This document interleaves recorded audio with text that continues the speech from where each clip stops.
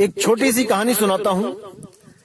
एक बार एक राजा ने ऐसा ही एक महल बनवाया, शीश महल, जिसमें कांच ही कांच लगे थे। तो राजा को पता था कि कोई भी कुत्ता अगर शीश महल में जाता है तो भौंक भौंक के मर जाता है। तो राजा को एक खेल सूझा। उसने पूरे शहर में ढिंडोरा पिटवा दिया कि भाई जो भी अपने कुत्ते को इस शीश महल में एक रात बिता देगा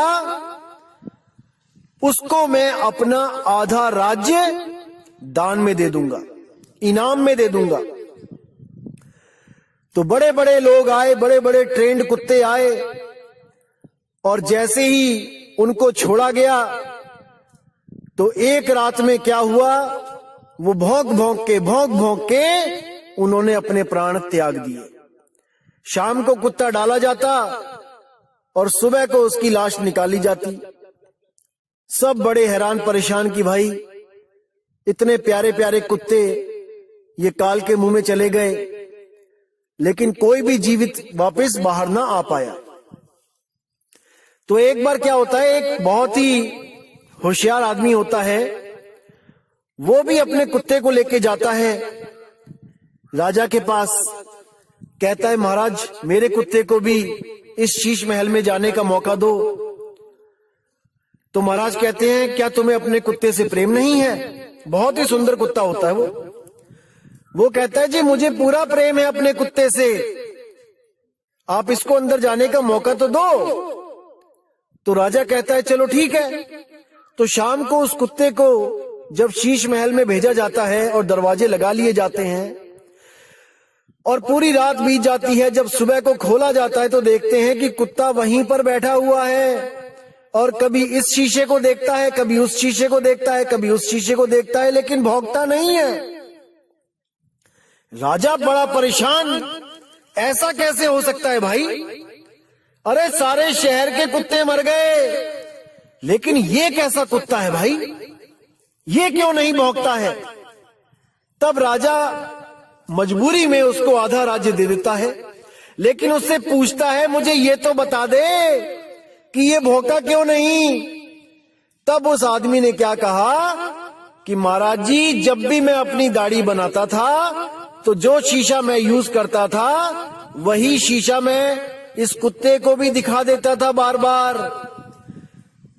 तो जैसे ही मैं यूज करता था वही शीशा उसको भी बार बार दिखाने से उसको भी समझ आ गया कि इसमें जो कुत्ता दिखाई दे रहा है वो मेरा ही प्रतिबिंब है, मेरा ही प्रतिबिंब है, मेरी ही नकल है, ये असल नहीं है। जो दिख रहा है वो नकल है, असल नहीं है। अरे जो दिखे सो माया संतों, इसीलिए साहिब ने बोला, जो कुछ भी दिखता है वो दृश्य है और जो उसको देखता है वो दृष्टा है। इसीलिए कुत्ता भी समझ चुका था कि मैं दृष्टा हूं, मुझसे भिन्न कुछ नहीं है, सब भ्रम भूत है, मेरे सिवा कुछ भी सत्य नहीं है। इसलिए वो कांच के मंदिर में बैठकर भी अपने प्रतिबिंब को भली भांति जान रहा था कि वो सब मेरी ही नकल है। लेकिन कुछ लोग जो इस कुत्ते से भी गए गुजरे हैं विवेक बुद्धि में, वो उस प्रकाश को देखकर, वो किसी आकृति को देखकर, वो किसी महलों को देखकर, वो आम के बगीचों को देखकर, सोने की सड़कों को देखकर उनको असल मान बैठते हैं कि वो सब असल है, असली स्वर्ग है, असली सतलोक है, असली अगम अनामी लोक है। अरे मेरे भाई, ये सब नकल है। जो दिखे सो माया संतों, रंग बदले बहरूपिया।